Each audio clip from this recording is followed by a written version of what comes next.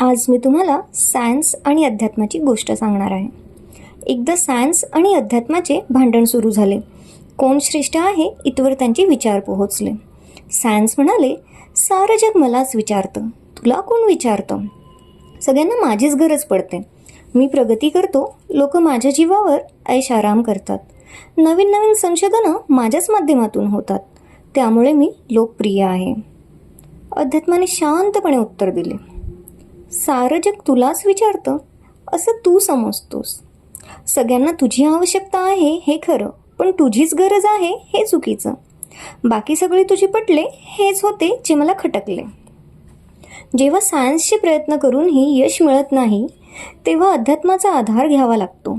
शेवटी लोक येता मलाच शरण. डॉक्टरसुद्धा म्हणती, इन्हें अब दवा की नहीं दुआ की जरूरत है. सायन्सनेही मानले अध्यात्माचे बोलणे आणि ठरवले आता नको ते विचार सोडणे.